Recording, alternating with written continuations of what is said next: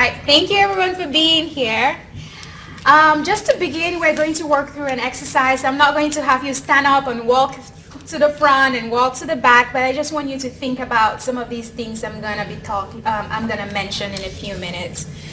So just take note to yourself if you've ever worried about being kicked out of your state, your country, or the country you live in. Take note if you've ever worried about whether people understand you when you speak.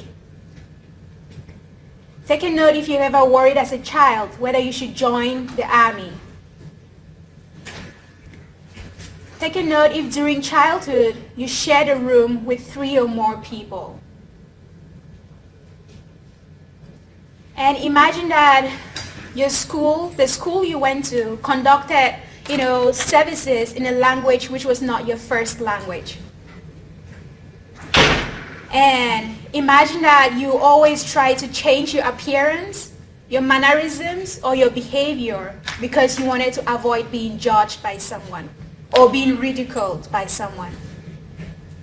Then also imagine that you saw members of your race or your ethnic group or your same gender being degraded. And also imagine that you once felt uncomfortable about the joke that was made, but you're unsure on whether or not you could address it. We're going to go through some of these more as I continue to present. But I'm really interested in I've had a big interest in looking at immigrant mental health issues, and my dissertation was actually looking at the suicide attitudes among African immigrants. And I would want, first of all, to start off by really apologizing, because what I've done here is I've lumped a lot of people into this group, immigrants. And sometimes I get irritated when people say those Africans or the Africans, this is how they behave. So I just want to go off by saying that, I apologize for that. There are a lot of differences in immigrant groups. They come from different cultures, they come from, different countries. And there are a lot of things that vary based on where people come from and the experiences they've gone through.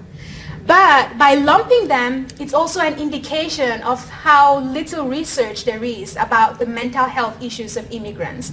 A lot of the times they are grouped up, people are grouped up, and there's less research on specifics, on things that people experience. So why is this important? Mental health issues are common. They're everywhere.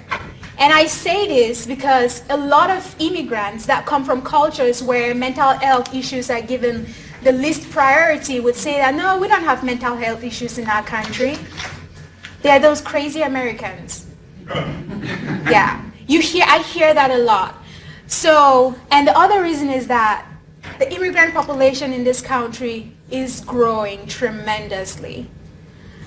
Raise your hand if you're an immigrant. First generation, second generation, third generation, fourth generation. Okay? So, we do have immigrants amongst us. So the objective, I'm going to run through some statistics on immigrants, and I'm going to talk about some of the pre-migration as well as post-migration stresses or issues that come up. Then I'm going to discuss some of the mental health issues and some of the cultural considerations we have to keep in mind when working with immigrants. Then I'll also talk about treatment considerations. So I'm hoping that at the end of this presentation you at least learn one thing. I hope. All right, so the population of immigrants currently in the US is we have 4 million foreign-born persons. These are foreign-born persons. These are not people that were born in the US. 4 million of them, 13% of our population, are people that were born in another country and moved here. And of those 40 million, 18 million of them have become citizens. So a lot of times people may say I'm African American, but there's a lot more to that than, meets that name. But they have to group themselves as African American because that's the best category that exists. And then there are 11 million authorized non-citizens. So these are citizens that are still in the process of becoming a US citizen. And it usually takes a really long period of time of about 5 years or more. And then we have 11 million undocumented immigrants. Undocumented immigrants sometimes are immigrants that came here without papers, or are immigrants that came here with the proper documentation, but at some point lost their legal status, and they've lost access to resources, being able to get employment or get insurance and all of that. And all of these things just increase, can have an impact on stress. And so we have 40 million people that were born in a different country. Then we have 33 million people that have been born in the US. That's a lot of children born to like foreign parents. And most children have, about 11% of children in the US have at least one foreign-born parent. Currently, 1 in 5 people is born in a family of either a first-generation American or a second-generation American.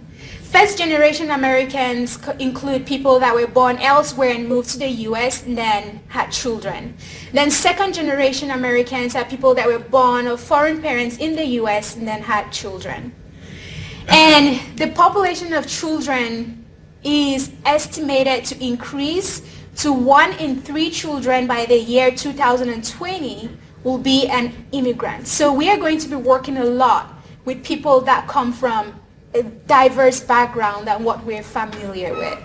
And just think about it. In the US, they're estimated to be 460 languages. Imagine if Cherokee had to provide services to people from that speak these many languages. And I'm going to, a lot of times we use the word immigrant, but there are a lot of layers to it.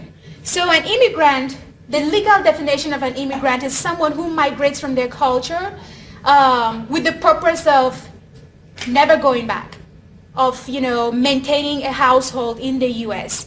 Then a refugee, we know who refugees are. They leave their countries for a particular reason, because of war, because of violence, because of the political reasons going on there, and they seek refuge in another culture. And a lot of times they are provided services when they move.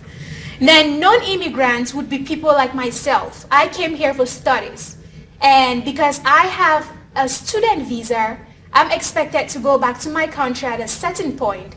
And what that means is that once my education is over, I am to go back. If I don't go back, I become the undocumented. So when we're talking with our clients, we need to be figuring out at what process are they in, because that can have an impact on how they're functioning in their everyday life. Now I'm going to play a short video just about undocumented immigrants.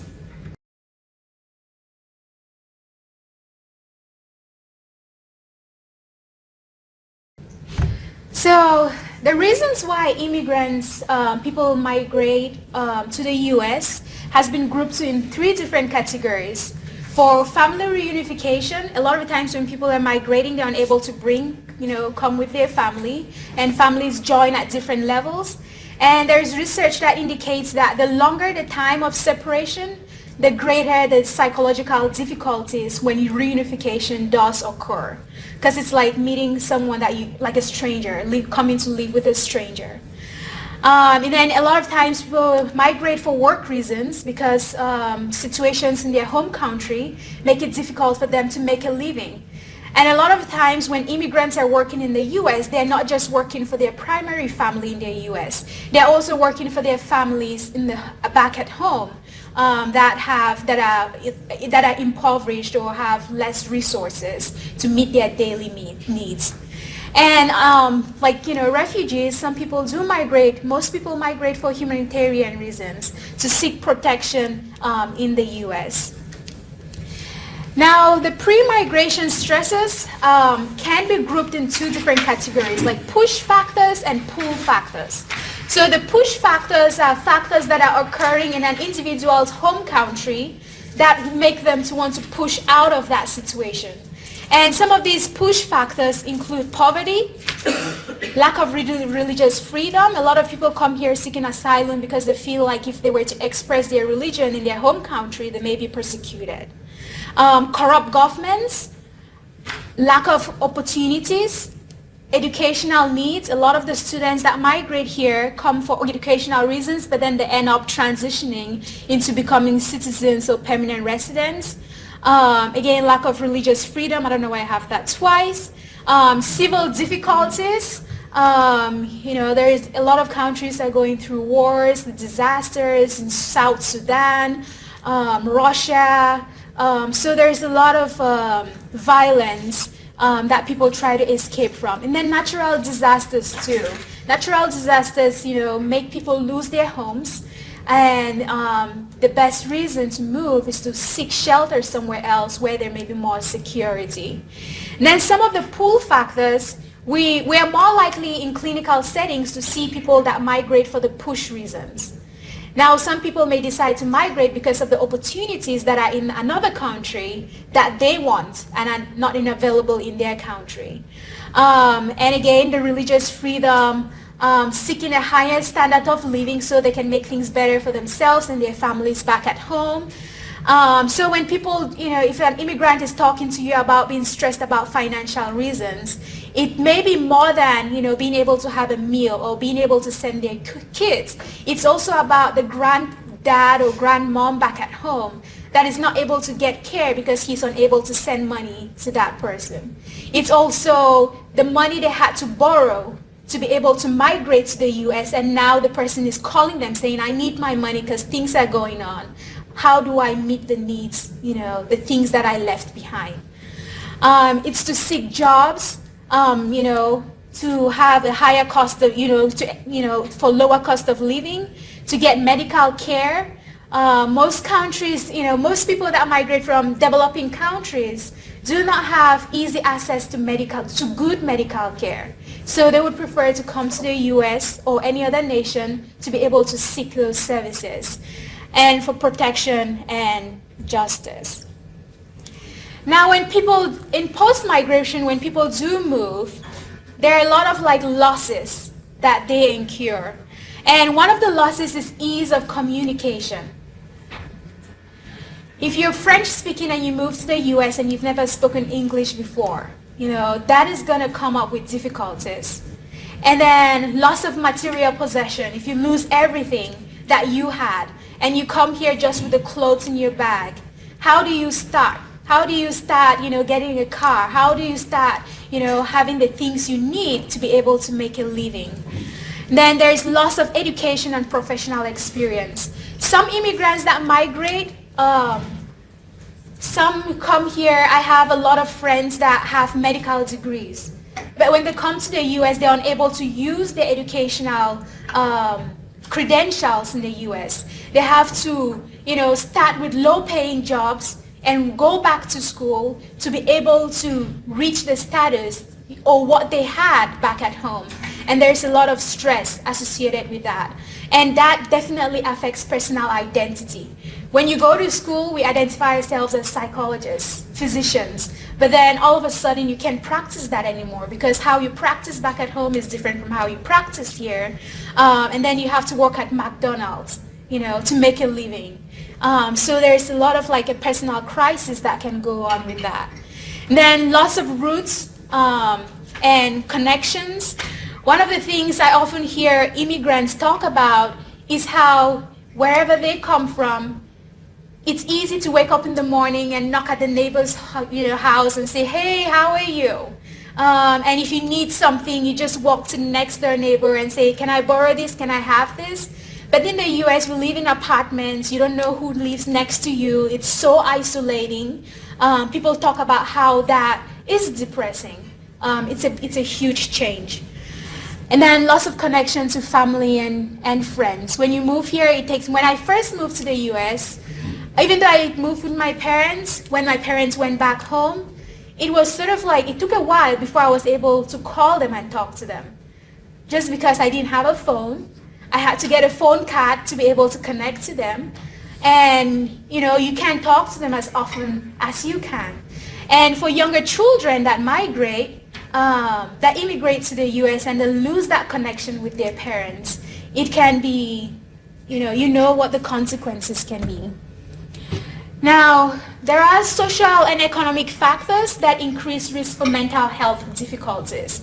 We know the role poverty plays. A lot of the people we see here in Cherokee are, of low socioeconomic status. But for immigrants, there's a difference between first generation and second generation and non-immigrants. So first generation immigrants are more likely to live in a multi-generational household. Multi-generational in that there's the grandparent, there's the great-grandparent, there's a baby, than non-immigrant families. Because a lot of the times it's a good idea to keep families together. When you've lost everything else, it's better for people to stay together. And to be able to share resources as well, it's better for people to stay together. And then first generation immigrants are at a higher percentage below the poverty line than second generation immigrants and non-immigrants. And most first generation immigrants, most of them have at least, children of first generation immigrants have at least one parent who does not have a diploma. And sometimes that parent that does not have a diploma is the parent that migrates. And that can have an effect on whether that child is able to do their homework, whether they, how valuable they see education in the child's life. And sometimes psychoeducation can go a long way in those situations. And most children are in a home where English is not, the parents are not fluent in English. The primary language at home may be French, maybe Hispanic, maybe a language in Africa that nobody else knows but that family. And children have to navigate between, being a different person at home and being a different person at school. Yeah. Then oftentimes immigrant families have to share a room. In the US, there's a push for independence. People want to have their own room, but a lot of times you have to share a room with maybe 3 other people, and this can impact a teenager's life. When you're growing up and you want to be independent, you want to explore, you want personal time, that can have an effect on growth. Well,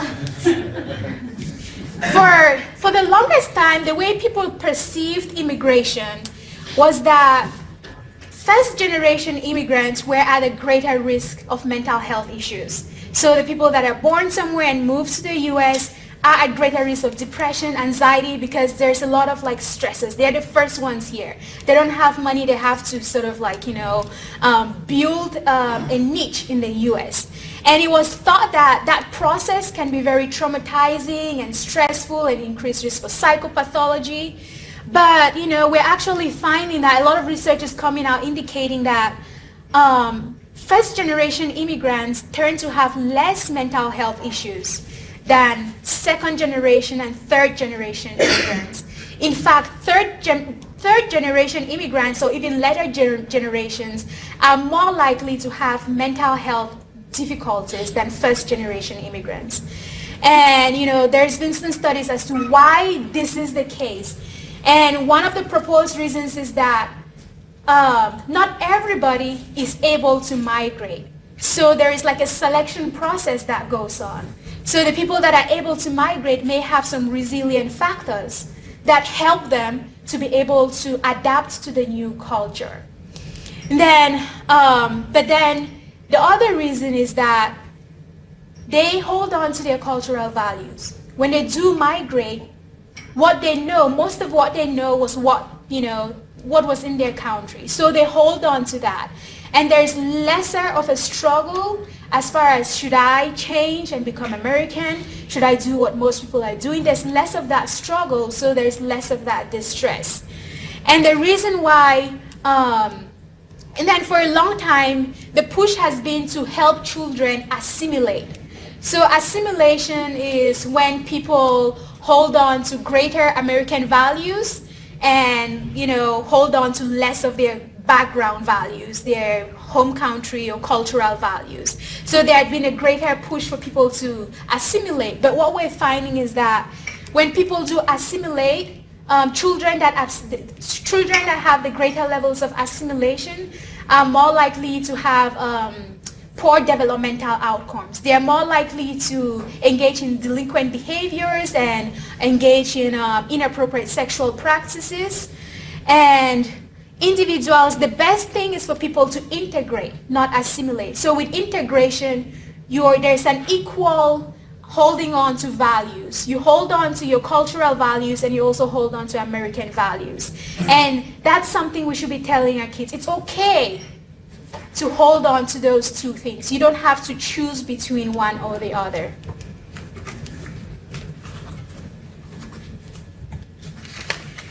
Now, a transnational family involves a family that had to separate at some point. Either the child separated, or the parent separated, or the parent and child separated, and then reunification occurred at a later time. And what we find is that there's a lot of attachment disruption that goes on.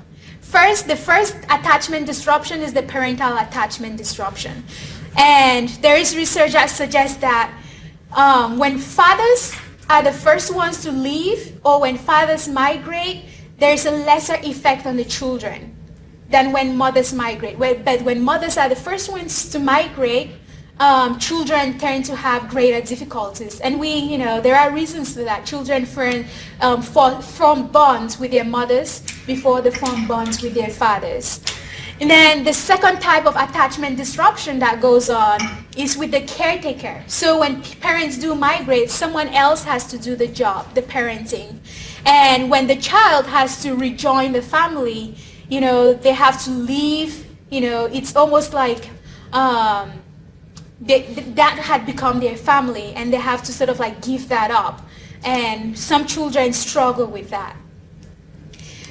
And then there was a study that was done that just looked at this process of separation and reunification and its effects on children.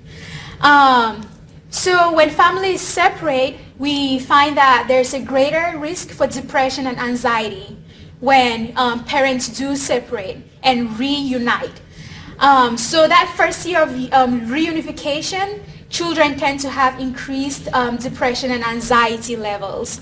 However, the positive side of this was that the children were followed over time, and what they noticed was that some of those, the depression and anxiety abated after a 7-year period, after they got to know this parent, after they got to, become used to living in a household with everyone being in there. And a lot of times children talk about how they felt like, their parents were a stranger to them. And when people separate, they learn to live without another parent. So they learn to do things without, considering what the other parent thinks or involving the other child. So parents usually, a family usually has to relearn how to do those things. Then one of the things the children in this study talked about was that they wished their parents had talked about that period when there was separation. That they wished nobody talked about it. And then parents also talked about how they felt like their children did not appreciate the economic hardship they had to go through to get them to come and join them. So these are all things we can be asking our parents when we talk to them, and asking our children, are we talking about this openly and processing how they're feeling. Now I'm just going to talk about some of the psychological experiences that occur. So when people migrate, they have to sort of acculturate. Immigrants come from from backgrounds where there are differences in gender roles. It's not okay to have a woman as a leader. It's not okay, to curse or there are sort of differences in how things are perceived, and you can see that being portrayed in a school setting where a male may not want to work with another female student because they feel like whatever their opinion is not valued. And these are things we can be addressing when people are having behavior issues, sort of exploring what are some of the cultural factors that are playing a role in why the person is behaving the way they are. Then a lot of the times there are intergenerational conflicts. So in a household, even though they live in the country, in the US, there may be different cultures going on. There is, the father who was foreign born knows how to do things from Russia or from Cameroon. Then the children are going to school and they're learning how to do things in the US. And a lot of the times there's a conflict because, the parents and the children do not agree on how to do things. And there has to be, some compromises that have to occur. And because of these conflicts that occur, they can affect mental health and increase levels of distress and performance in school. Then loss of communication. So a lot of the, first generation immigrants are not fluent in English. And what this means is there's a role reversal. Children become the translators. As a parent, it's easier to be able to sort of like discipline your child if you can speak the same language. But it becomes difficult if what you say is not really understood by your child. You can't really express yourself in the way that your child can hear it. When you go to like appointments and your child has to interpret things for you, there's a change in that power. The child, just has some power about giving back that information to you, and that definitely affects, parenting practices. And then a lot of times people have to negotiate their identity. For children in particular, should I be like these my friends here, with what they're wearing? Should I be like my friends with being able to do American things? Or should I, go to quinceañeras? Or should I, do these more cultural things? And children struggling with identifying with, where they should be. Then again, there's the loneliness and isolation that occurs from being isolated and feeling like you do not necessarily belong in a niche. Then a lot of immigrants, not a lot, a good number of them may have had some traumatic experiences from where they came from. And one of the things to remember is that America, I think there's most immigrants, like, people from Africa, they grew up knowing just one race. People from India grew up knowing that race. So there's less racial discrimination, or so it's usually a shift to come to a culture where there are different races, there are different ways of sort of like valuing things. Different things are valued. And don't get me wrong, in different countries like Africa, there are ethnic differences and some ethnicities are preferred, some ethnic practices are preferred in contrast to some others. But when it comes to race, sometimes that's their first exposure to racism. And that can have a huge impact on an individual's experience. Then there is the employment problems that may occur. In families, when parents are experiencing employment difficulties, that has been associated with increased risks for parental depression, anxiety, and intimate partner violence. So, again, because there's not as much research that sort of like isolates different cultures and talks about the economic, the difficulties that specific immigrant groups experience, I just brought in some research that would shed some light on some of the things that, the effects that immigration can have, or the process of immigration can have. So there's a study that was done among Chinese American immigrants, and what was found is that when parents were experiencing greater economic stress, the children in these families were more likely to have lower academic achievement. And then in another family or population of Asian Americans, that just looked at, okay, so behavior control is a good thing. It's a good thing for parents to set rules, to set boundaries, to have expectations. Behavior control is good, but a lot of times children react to that. And this study was just looking at the degree of anger children have towards behavioral control and how that affects outcomes. So what they found was that they compared European, so Americans, and Asian immigrant children.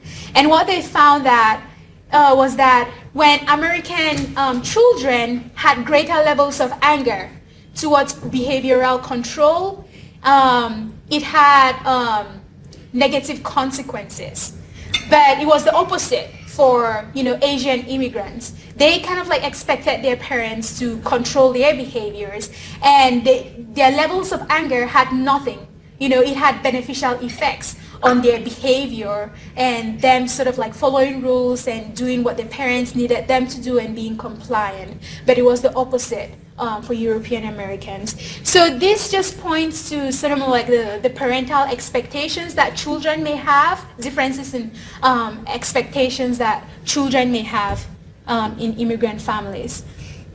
Now this study is just sort of like, it's something, it relates to the immigrant paradox, in that there was a study that was done among Caribbean blacks that just looked at rates of psychiatric disorders, comparing the different generations. And what they found was that first generation Caribbean black individuals had very lower rates of psychiatric disorders than second and third generation. And the third generation Caribbean immigrants had, a lot more elevated rates of like psychiatric disorders than the first generation. And one other thing that plays a role is that especially for the Caribbean blacks, was that those that had been exposed to minority status, lived in environments where there were more minorities, tended to be at increased risk for psychiatric difficulties. So the message we can get from here is that sometimes the media or the messages that people get about a group of people can have an impact on functioning. Then there is a study that was done just looking at trauma, exposure to trauma prior to migration and its effects on children. And what they found was that these were children that were either refugees or immigrants, but basically moved to the US because of war or political violence. And they found that when children had been in an environment where there was either war or political violence, they had also had these other co-occurring things going on, stressors going on. They had been forced to be displaced. There was some sort of traumatic loss of a friend, loss of a family member, some type of traumatic loss. They were also experiencing bereavement and separation anxiety, and there was also increased exposure to community violence and increased exposure to domestic violence. And then some of the problems that they identified were that with these children, there were increased risk for academic difficulties, increased risk for behavioral difficulties, and interestingly, at a lower risk for like criminal activity, alcohol, and drug use. Then when it comes to psychopathology, most of them, as we would expect, majority of them experience post-traumatic stress disorder, and the list goes down: generalized anxiety disorder, somatization, traumatic grief, all the way down to depression. In the Western world, a lot of the times suicide is associated with mental health. You have mental health, you're increased risk for suicide. But, the percentage of these children that were experiencing suicidality was very low. That is at like a 1.79%. And there is some research that suggests that for, some cultures, suicide is not necessarily pushed by mental health factors. It could be just, social and economic factors going on that can increase risk for suicide rather than mental health issues. And so an individual's culture can have great implications for whether they seek treatment or whether they seek services. How we are raised, the messages we're given about, things in our lives affect how we interpret our experiences. If you grew up in a place where, where I come from in Cameroon, it's not uncommon for someone to tell you that they were cursed by, a great-grandperson that did not complete something that they had to complete. So now because they did not do that thing, the ancestors are mad, and so now this is happening. So it's not uncommon for you to hear people associate meanings to what they're going through that are sort of like external. And the way people interpret their illnesses can definitely affect whether they think those things are curable or not. So when you're sort of like talking with someone, you can be asking them, what do people usually do to solve this issue? Then that can give you insight on what you can do to address that problem. Or it could just be that that's what it is and nothing needs to be done about it. This is what I have to go through. And then it also affects how people communicate distress. I'm sure you've heard a lot about how people from non-Western cultures are more likely to speak of their symptoms in somatic terms, describe sort of like the bodily difficulties, the bodily distress, rather than how they're feeling or how they're thinking, but more of like sort of like the somatic issues. And there's a reason for that. The reason is because there's a difference in the attribution people give to experiences. In more Western cultures or cultures that promote individuality, people are more likely to think of things as having personal attributes. Things happen because of personal factors. But in more sort of like collectivistic cultures, non-Western cultures, it's more likely for explanations to be given, for external attributes to be given as explanations for things that are going on. So it may be witchcraft, it may be a curse, it may be, it may be a religious factor rather than sort of things like low self-esteem, how I'm thinking, or it's because I don't have a job. So that can definitely affect treatment targets. Someone comes to you and thinks that an uncle somewhere cursed them, you better be figuring out how you can address that piece, because that's where they'll experience relief if they feel like they have resolved whatever the uncle did or whatever is going on with that. And the perceptions people have about mental health providers also has an effect. A lot of immigrants sort of like come to the US from cultures where, mental health issues are just not talked about. People don't talk about depression or anxiety. So when they hear mental health professional, they may have a lot of things going through their mind. That's for the crazy people. That's for the people that walk in the street. I am not there. I'm not that. What do you mean about that? So you sort of like have to be exploring what people are thinking about your profession as you provide treatment. And then that can definitely sort of, all these things can affect how people respond to treatment. If they feel like you're giving them suggestions that match how they perceive the cause of their issues to be. Now, here are some barriers that affect whether people seek treatment or not. One of them is stigma. Stigma is a big thing. If you come from a place where people don't talk about mental health, because mental health is sort of like, it just doesn't happen. If one family member has it, you sort of like have to hide that family member. And people are less likely to openly sort of like say, maybe I have depression. People are less likely to want to associate themselves with whatever diagnosis we may have, we may think is going on. Then, again, I just talked about the perceived lack of mental health services in native country can definitely affect whether people seek that help because they're just not used to going to a mental health professional. And then competing cultural practices. If the thing you do when you're feeling sad is see a native doctor, and you're sending someone to see a mental health professional, they may not necessarily see that as beneficial. And then sometimes too, just lack of information on the availability of mental health resources, and definitely the language barriers.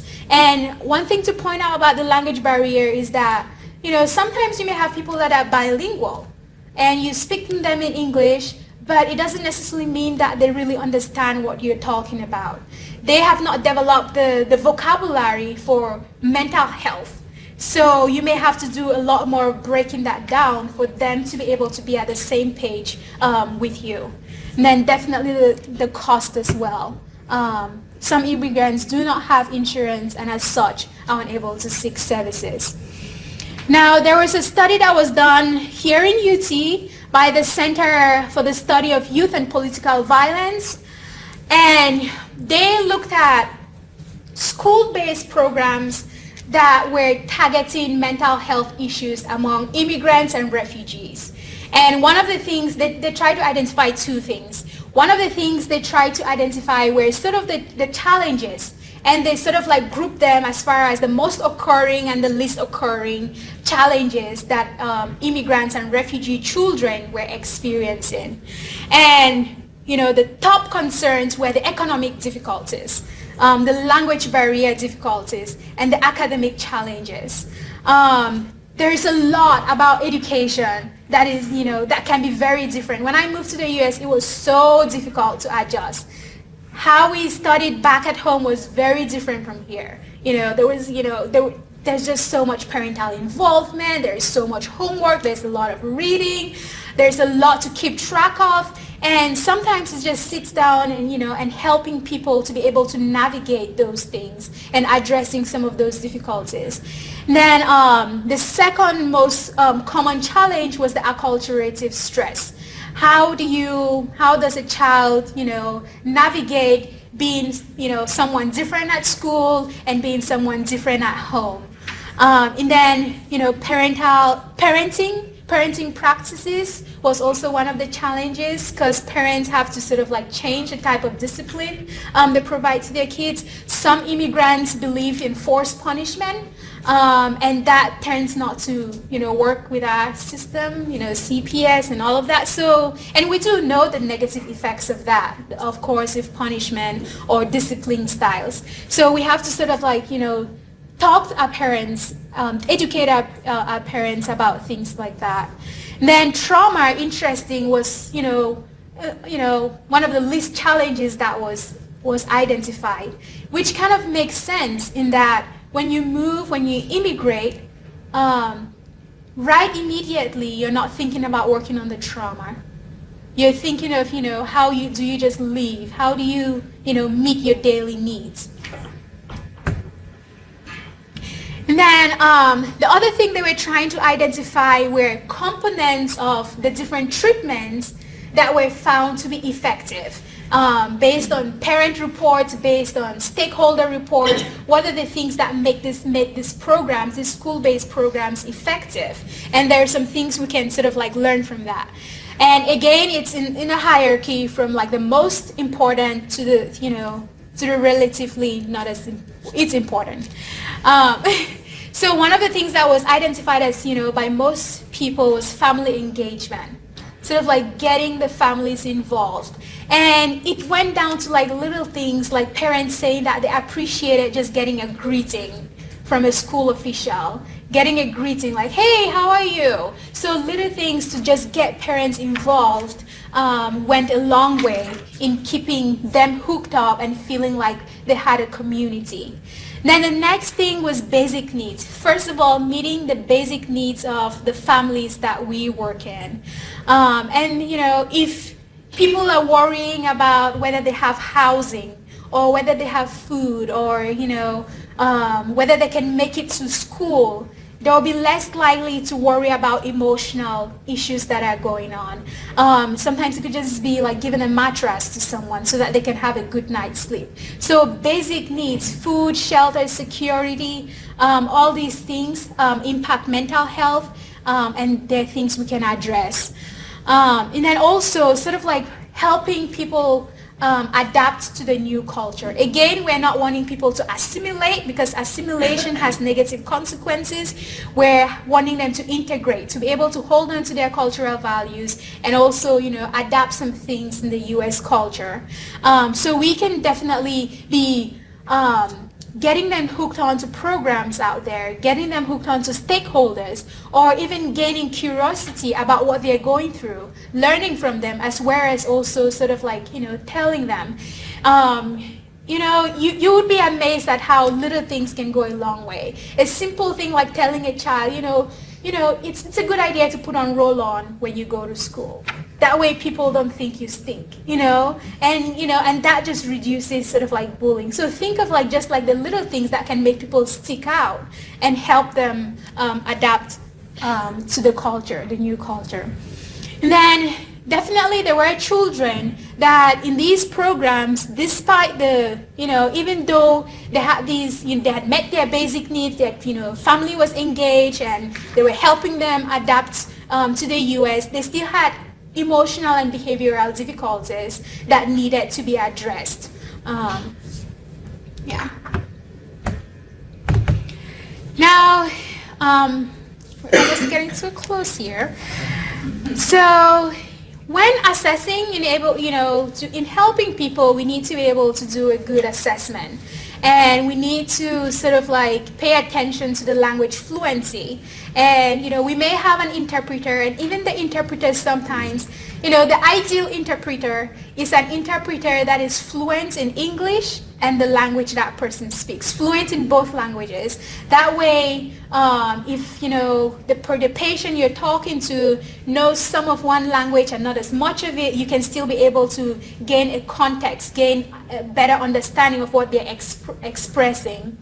And then when assessing, it's really important to build rapport. You can talk about other things unrelated to the mental health issue at hand, just to get them to feel comfortable. Because a lot of the times they've never seen a mental health provider.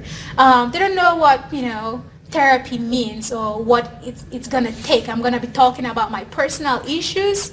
That can be very difficult for people that are used to sort of like keeping things in the family. And then some of the handouts I have there's a cultural formulation interview. They're just, they're, aspirational things that you can do when you are working with an immigrant. You can be asking these questions to better understand what their experiences are. If they're coming, you would work with an immigrant and their reports on mental, on what they're experiencing, you're going to sit there and wonder, is it anxiety? Is it schizophrenia? Is it depression? What do I do with this? And sometimes the diagnosis, it's not going to help you treat that person. You need to be asking them, okay, do people in your culture experience this? What do they do when they experience this? Is it normal for people to experience this? That way what impact is this having on your life? That way you can have a better conceptualization of the problem and not be so stuck on sort of like giving a DSM diagnosis to what they're going through. Then at the back of that cultural formulation, there is, sort of like some questions that you can ask to sort of like assess for some of those pre-migration, post-migration, and during migration stresses that can come up and affect health. All right. Then I also have, this is just a cheat sheet on some of the culture-bound syndromes that you may come across, or you may not. But this is just to say that we are never gonna be proficient in all cultures. But it's just to keep an open mind that people experience things differently. And even though in the U.S. we may not have a name for it, there is treatment for it, and we can be exploring how it impacts them. And now here are some resources, and my very good friend Drusella, thank you. She helped me with coming up with some of these resources that are available in the Tennessee area. So the Centro, I wrote some things down and I left it. Well, so Centro de Hispano is definitely there. It helps to empower Hispanics. You can be connecting, your Hispanic patients or to them. And there is the Foreign Language Academy. They offer private classes for immigrants that can afford it. I think I called and they said it was something like $45 per class. That's for people that can afford it. It's available. There's Compassion Coalition. There's Cedar Springs Presbyterian. They have the Mosaic program. And the Mosaic program has even like a legal person that people can just talk to get like, information Then PUCP State can help, students to figure out, or people that are wanting to go back to school, what to do to achieve what they want. And then there is a scholarship. It's not much money. I believe it's $1,000, but it can be very helpful. And then there is Sodela, which is an association for Burundians that they can get connected to. And then these are just sort of like national resources that you can explore at your convenience. And are there any questions for me?